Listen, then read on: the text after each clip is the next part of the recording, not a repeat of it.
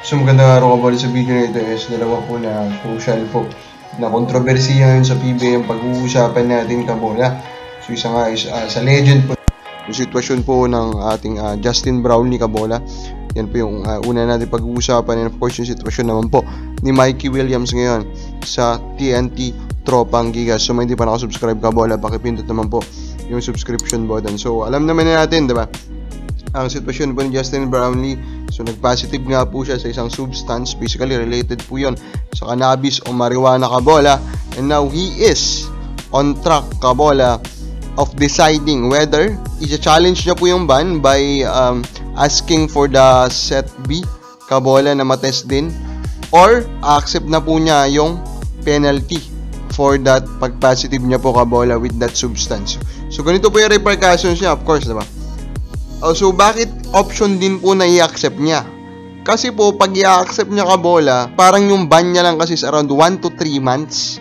Kakaroon lang po siya daw ng treatment according dito sa article po ng spin.ph. So very short lang, pero of course ang repercussion niya is you accepted it, di ba? So kumbaga talaga in-accept mo na meron ka ng substance na yon, di ba, during the play, and it is a banned substance, it is a substance that is not allowed. In short, literal na sinasabi mo na nga po na mayroon kang advantage during those games na hindi allowed, diba? Through that substance. Parang ganun po yan eh. Now, magdelikado na po ba yung ating gold medal? I think hindi. Kasi sinabi nga po, siya lang naman po yung nag-positive. And the other option is of course yun nga, i-challenge po siya by asking for the set B na matest din po Kabola. Pero the risk there is now, it could be a ban as long as years Kabola. And kung nag-negative siya po doon, or I mean nag-positive siya ulit, di ba? Parang end na rin ng career nun ni si Justin Brownlee. That is now the big of a risk. Kaya talaga dapat nilang pag-usapan ito Kabola. Now, should the PBA ban Justin Brownlee? The answer should be yes. Kasi they need to follow the rules, di ba? The rules is, kung nag-positive po siya under ITA Kabola, ipapadala yun sa FIBA, and FIBA will ask the leagues po na FIBA sanction na i-ban din po siya or suspend during that time.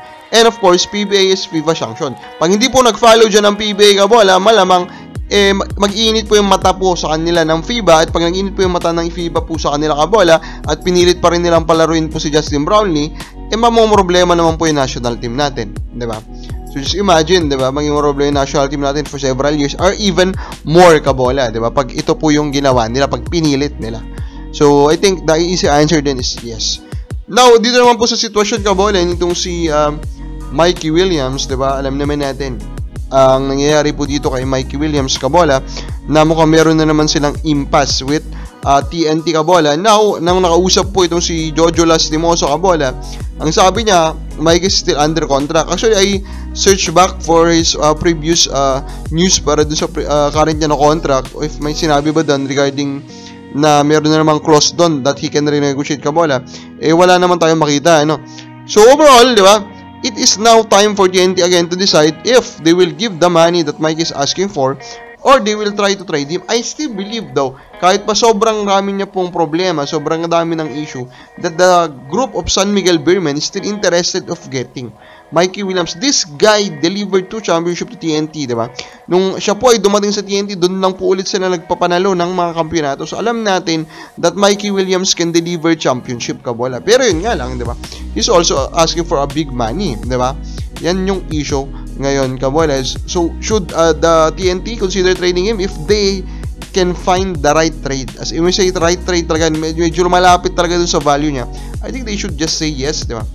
And hayaan na sa ibang team po mga problema kay Mike Williams. Kapag bonus pa rin mo, dapat na ba siyang i-trade ng TNT? Comment lang po sa baba.